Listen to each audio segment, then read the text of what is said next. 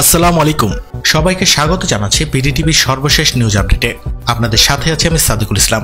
শুরুতেই সংবাদ শিরোনাম। আবারও হেরে গেলেন ইমরান খান। পাঞ্জাবের মুখ্যমন্ত্রী হিসেবে শপথ নিয়েছেন হামজা শাহবাজ। এবার তালেবান সরকারের সমালোচনা করলে শাস্তি। জ্বালানির সামরিক চুক্তি করতে গ্রিসে যাচ্ছেন সৌদি যুবরাজ। আফগান ইস্যুতে ইরানের সঙ্গে ঘনিষ্ঠ সহযোগিতা করতে প্রস্তুত পাকিস্তান, বলছেন বিল্লাল ভুট্টো। শ্রীলঙ্কার বিক্ষোভ দমনে কঠোর অবস্থানে রনিল বিক্রমাসিঙ্ঘে। সংকট জর্জরিত শ্রীলঙ্কাকে আবার সহযোগিতার প্রস্তাব দিলেন শি জিনপিং। মুসলিমদের অন্য দেশে গিয়ে সন্তান নেওয়ার পরামর্শ দিলেন পাকিস্তানের মন্ত্রী। ইউক্রেনের যুদ্ধবিরতির ঘোষণার পথে রাশিয়া, দাবি করছে ব্রিটিশ গোয়েন্দা সংস্থা। এবার ইসরায়েলের পথে হাঁটছেন ভ্লাদিমির পুতিন। ইউক্রেনকে আরো $27 কোটি অস্ত্র দিচ্ছে যুক্তরাষ্ট্র। মধ্যপ্রাচ্য সফর শেষেই করোনা আক্রান্ত হয়েছেন জো বাইডেন। লিবিয়ায় সশস্ত্র বাহিনীর সংঘর্ষে নিহত 13। এবং সর্বশেষে ইসরায়েলের সঙ্গে সংঘাত বন্ধে হিজবুল্লাহকে কিনতে চেয়েছিল মার্কিন যুক্তরাষ্ট্র। কি ঘটেছিল সেই সময়, এ নিয়ে থাকছে একটি বিশেষ প্রতিবেদন। এতক্ষণ শুনলেন শিরোনাম, এইবার চলে যাচ্ছি বিস্তারিততে। শেষ পর্যন্ত পাকিস্তানের পাঞ্জাব প্রদেশের আইনসভায় মুখ্যমন্ত্রী নির্বাচনে হেরে গেলেন প্রাক্তন প্রধানমন্ত্রী ইমরান খানের দল তেহরিক ইনসাফের প্রার্থী চৌধুরী পারভেজ ইলাহি। সবচেয়ে বেশি ভোট পেয়েও ডেপুটি স্পিকারের বিতর্কিত সিদ্ধান্তের কারণে তিনি হেরে গেলেন। আজ জিতে গেলেন শাসক দল পাকিস্তান মুসলিম লীগ নওয়াজের প্রার্থী এবং দেশটির প্রধানমন্ত্রী শাহবাজ শরীফের ছেলে হামজা শরীফ। এমনকি শনিবার তিনি শপথ নিয়েছেন।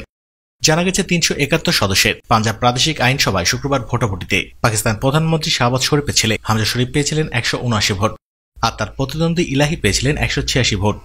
কিন্তু আইনসভার ডেপুটি স্পিকার দোস্ত মাজারি পাকিস্তান মুসলিম লীগ কাজী আজমের 10 সদস্যের ভোট নাকচ করে দেন, আর এর ফলে 3 ভোটে বিজয়ী হয়েছেন হামজা। আর মাজারির দাবি, প্রাক্তন সেনাশাসক পারভেজ মোশাররফের প্রতিষ্ঠিত দল পিএলএম এর 10 অ্যাসেম্বলির সদস্য সকলে কেন্দ্রীয় নেতৃত্বের নির্দেশ উপেক্ষা করে মূলত পিপিপি প্রার্থীকে ভোট দিয়েছেন, আর তাই তো তাদের ভোট বাতিল করা হয়েছে। যদিও ইমরান খানের অভিযোগ, পাকিস্তান সংবিধান অনুযায়ী পরিশোধিত দলের সিদ্ধান্তে বহিরাগতদের হস্তক্ষেপ গ্রহণযোগ্য নয়, আর এক্ষেত্রে আইন মানেননি ডেপুটি স্পিকার। আর এই পরিস্থিতিতে ইমরান খান পিটিআই সমর্থকদের শান্তিপূর্ণভাবে বিক্ষোভ দেখানোর নির্দেশ দিয়েছেন। আর তিনি বলেছেন, আমরা আদালতের ডেপুটি স্পিকারের অবশ্যই অসাংবিধানিক সিদ্ধান্তকে চ্যালেঞ্জ জানাব। পাকিস্তানের পাঞ্জাব প্রদেশের আইনসভায় 20 আসনের সাম্প্রতিক উপনির্বাচনে 15টিতে জয় পেয়েছিলেন ইমরান খানের দল পাকিস্তান তেহরিক ইনসাফ, আর ক্ষমতাসীন পাকিস্তান মুসলিম লীগ পেয়েছিল মাত্র 4টিতে, আর 1টিতে জিতেছিলেন স্বতন্ত্র প্রার্থী। আর এর ফলে পাকিস্তানের বৃহত্তর প্রদেশে ইমরান খানের দলের ক্ষমতায় ফেরার সম্ভাবনা উজ্জ্বল হয়েছিল। তবে বর্তমানে পাঞ্জাব প্রদেশের মুখ্যমন্ত্রী পদে রয়েছেন হামজা। কিন্তু পাঞ্জাব অ্যাসেম্বলির অধিবেশন ডেকে নতুন করে সংখ্যাগরিষ্ঠতার ভিত্তিতে মুখ্যমন্ত্রী নির্বাচনের নির্দেশ দেওয়া হয় লাহোর হাইকোর্টে। এদিকে পিএলএম এর পাঞ্জাব পরিশোধিত দলের নেতা সাজিদ আহমেদ খান সহ 10 জন সদস্যের সকলে বৈঠক করে সে সময় ইলাহিকে সমর্থনের সিদ্ধান্ত নিয়েছিলেন। আর পাঞ্জাবের আইনসভায় ওই 20টি আসন ছিল ইমরান খানের পিটিআই দখলে। কিন্তু গত মার্চে পার্লামেন্টের পাশাপাশি পাঞ্জাব আইনসভাতেও ইমরান খানের দলে ভাঙন ধরেছিল। আর বিদ্রোহীরা শরীফদের সঙ্গে হাত মেলানোর কারণে মুখ্যমন্ত্রিত্ব হারাতে হয়েছিল পিটিআই নেতা ওসমান বুজদারকে। কিন্তু এরপর ইমরানের আবেদন মেনেই নির্বাচন কমিশন দল থেকে সদস্যদের বরখাস্ত করে এটি উপনির্বাচনের ঘোষণা করেছিল। অন্যদিকে পাকিস্তানে জনসংখ্যা বৃদ্ধি নিয়ন্ত্রণে রাখতে পরিবার পরিকল্পনা সম্পর্কে জনসাধারণের মধ্যে আরও বেশি সচেতনতা থাকা উচিত বলে জোর দিয়েছেন দেশটির স্বাস্থ্যমন্ত্রী আব্দুল কাদের প্যাটেল। আর দেশটিতে যেসব দম্পতি বেশি সন্তান নিতে চায় তাদেরকে তিনি একটি পরামর্শ দিয়েছেন। বিশ্ব জনস্বাস্থ্য দিবসে একটি অনুষ্ঠানে তিনি বলেছেন, দম্পতিরা যদি আরও বেশি সন্তান নিতে চান তবে তারা এমন একটি দেশে চলে যেতে পারেন যেখানে মুসলিমদের সংখ্যা খুবই কম, আর যাতে সেখানে মুসলিমদের জনসংখ্যা বৃদ্ধি পায়। আব্দুল কাদের বলেছেন, পাকিস্তানের জনসংখ্যা 2030 সালের মধ্যে অবশ্যই 28.5 কোটি হয়ে যাবে, যা রীতিমতো একটি উদ্বেগজনক বিষয়। আর আমরা আল্লাহ সৃষ্টি মানুষকে কমানোর চেষ্টা করছি না, আর আমরা মুসলমানদেরও কমানোর চেষ্টা করছি না। আমরা মুসলমানদের আরো ভালো করতে চাই এবং আমরা মুসলিমদের শিক্ষিত ও সুস্থ করতে চাই। চলে যাচ্ছি পরের খবরে। ইহুদিবাদী ইসরায়েলের সঙ্গে সংঘাত বন্ধের ব্যাপারে আমেরিকা লেবাননের ইসলামী প্রতিরোধ আন্দোলন হিজবুল্লাহকে যে লোভনীয় প্রস্তাব দিয়েছিল তা প্রতিরোধকামী এই সংগঠনটি প্রত্যাখ্যান করে। 20 বছর আগে রেকর্ড করা এক সাক্ষাৎকারে উঠে এসেছে এই তথ্য। আর এই সাক্ষাৎকারে হিজবুল্লাহ মহাসচিব বলেছেন, ইহুদিবাদী ইসরায়েলের সঙ্গে সংঘাত বন্ধ এবং বাঁকা উপত্যকায় ইসরায়েলের তৎপরতা থামানোর বিনিময়ে আমেরিকা বহু সুযোগ সুবিধা দেওয়ার প্রস্তাব দিয়েছিল, কিন্তু হিজবুল্লাহ তা সরাসরি প্রত্যাখ্যান করে। 20 বছর আগে হিজবুল্লাহর প্রতিষ্ঠা এবং হাসান নাসরুল্লাহ নেতা হিসেবে নির্বাচিত হওয়ার 30 বছর পূর্তি উপলক্ষে নির্মিত ডকুমেন্টারিতে আমেরিকায় প্রস্তাব প্রত্যাখ্যান করার তথ্য উঠে এসেছে। আর 5 পর্বের এই ডকুমেন্টারি সম্প্রচার করেছে লেবাননের আল মায়াদিন টেলিভিশন চ্যানেল। আর সেই ডকুমেন্টারিতে হাসান নাসরুল্লাহ বলেছেন, সেবা কৃষি ফার্ম ইসরায়েলের হাতে ছেড়ে দেওয়ার জন্য আমেরিকা তাদেরকে সে সময় প্রস্তাব দিয়েছিল এবং ওয়াশিংটন বলেছিল যে সেবা কৃষি ফার্ম নিয়ে সংঘাতে লিপ্ত হওয়া হিজবুল্লাহর জন্য এটি লাভজনক হবে না, আর এর পরিবর্তে বরং ইসরায়েলের সঙ্গে আলোচনার মাধ্যমে অবশ্যই সব ধরনের সমস্যার সমাধান করা উচিত। আর আমেরিকা মূলত এইসব প্রস্তাবের মধ্য দিয়েই এই হিজবুল্লাহকে নিষ্ক্রিয় করার চেষ্টা করছিল। হিজবুল্লাহকে রাজনৈতিক শক্তি হিসেবে স্বীকৃত এবং সন্ত্রাসী তালিকা থেকে মুক্ত, বিভিন্ন অর্থনৈতিক সুবিধা দেওয়া এবং ইসরায়েলের কাছ থেকে মুক্ত হওয়া দক্ষিণ লেবাননের পুনর্গঠনে সহযোগিতা করার প্রস্তাব দিয়েছিল ওয়াশিংটন। কিন্তু সেই সময় হিজবুল্লাহ মহাসচিব সাইদ হাসান নাসরুল্লাহ অত্যন্ত বিচক্ষণতার পরিচয় দিয়ে এই সমস্ত প্রস্তাব সরাসরি প্রত্যাখ্যান করেন। আর আমেরিকা সে সময় ফিলিস্তিনের ইত্তিফান্দার প্রতি সমর্থন এবং ফিলিস্তিনি আন্দোলনগুলোকে অস্ত্র ও অর্থ সহায়তা না দেওয়ার জন্য হিজবুল্লাহর প্রতি আহ্বান জানিয়েছিল। চলে যাচ্ছি পরের খবরে। পাকিস্তানের পররাষ্ট্রমন্ত্রী বিলাওয়াল ভুট্টো বলেছেন, আফগান ইস্যুতে তার দেশ ইসলামী প্রজাতন্ত্র ইরানের সঙ্গে ঘনিষ্ঠভাবে সহযোগিতা করতে একদম প্রস্তুত। আর এর মধ্যে রয়েছে শরণার্থী ব্যবস্থাপনা, আঞ্চলিক নিরাপত্তা ও প্রাতিষ্ঠানিক নানা কৌশল। বিলাওয়াল বলেছেন, পাকিস্তান শান্তিপূর্ণভাবে আফগান সংকটের সমাধান ও উন্নতি চায়। আর ইরানি বিশেষ দূতের সঙ্গে বৈঠকের সময় বিলাওয়াল ভুট্টো আফগানিস্তানের সাম্প্রতিক ভূমিকম্পের উপরে পাকিস্তানের ত্রাণ সহযোগিতার বিষয়টি উল্লেখ করেছেন। তিনি বলেছেন, আঞ্চলিক নিরাপত্তা ও টেকসই শান্তির জন্য আফগানিস্তানের অন্তর্বর্তী সরকারের সঙ্গে অবশ্যই বাস্তবভিত্তিক ও গঠনমূলক আলোচনা অব্যাহত রাখা অত্যন্ত জরুরি। আর ইসলামী প্রজাতন্ত্র ইরানের সঙ্গে আরও সম্পর্ক জোরদার করার ব্যাপারে পাক পররাষ্ট্রমন্ত্রী গভীর আগ্রহ প্রকাশ করেছেন। আর বৈঠকে ইরানের বিশেষ প্রতিনিধি এই পাক পররাষ্ট্রমন্ত্রীকে জানিয়েছেন, প্রতিবেশী পাকিস্তানের সঙ্গে দ্বিপাক্ষিক সম্পর্কে অবশ্যই তেহরান বিশেষ গুরুত্ব দিয়ে থাকে এবং আফগানিস্তানে পাকিস্তানের গঠনমূলক ভূমিকার প্রশংসা করেছেন তিনি। অন্যদিকে নতুন আদেশ জারি করেছে তালেবান সরকার। আর তাতে বলা হয়েছে, যারা কোনো সত্যতা ছাড়াই আফগানিস্তানের স্কলার সরকারি কর্মচারীদের সমালোচনা করবে তাদের অবশ্যই শাস্তি পেতে হবে। আর তালেবানের মুখপাত্র জাবেল মুজাহিদ তাদের শীর্ষ নেতা মোল্লা হেবাতুল্লাহ আকুন্দজাদার আরোপ করা নতুন নির্দেশনা প্রকাশ করেছেন। আর এই নির্দেশনাকে জনগণ ও মিডিয়ার জন্য সরিয়া দায়িত্ব বলে বলা হয়েছে।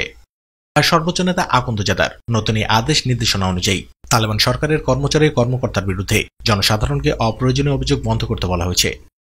তবে কি ধরনের সমালোচনা করা যাবে না তা স্পষ্ট করে বলা হয়নি এই প্রতিবেদনে। মূলত দেশটির সামাজিক মাধ্যম এবং টেলিভিশন বিতর্কে কিছু লোক তালেবান সরকারের বিরুদ্ধে সমালোচনা করে। আফগানিস্তান দখলের পর তালেবান সরকার দেশটিতে নারীদের উপরে নানা ধরনের কঠোর বিধিনিষেধ জারি করেছে। আর মেয়েদের শিক্ষা থেকে বঞ্চিত এবং নারীদের মৌলিক অধিকার কেড়ে নেওয়ার জন্য তালেবান সরকারের সমালোচনা করা হয়েছে। এদিকে বিভিন্ন মানবাধিকার সংস্থা এবং মিডিয়া রিপোর্টের তথ্য অনুসারে সামাজিক মাধ্যমে সরকারের বিরুদ্ধে সমালোচনা করায় তালেবান বেশ কিছু লোককে গ্রেপ্তার করেছে এবং তাদের উপরে নির্যাতনও চালিয়েছে। এবার জানিয়ে দেব ইউক্রেন রাশিয়ার সর্বশেষ নিউজ আপডেট। ইউক্রেনে বেকায়দা পড়েছে পুতিন বাহিনী। আর কিছুতেই পড়শির দেশটিকে বাগে আনতে পারছে না রুশ সেনারা। ফলে প্রচুর ক্ষয়ক্ষতির সম্মুখীন হয়ে খুব শীঘ্রই যুদ্ধবিরতি ঘোষণা করতে পারে রাশিয়া। আর সেই সুযোগেই পাল্টা হামলার পরিকল্পনা করছে ইউক্রেন। আর এমনটাই দাবি করছে ব্রিটিশ গোয়েন্দা সংস্থা।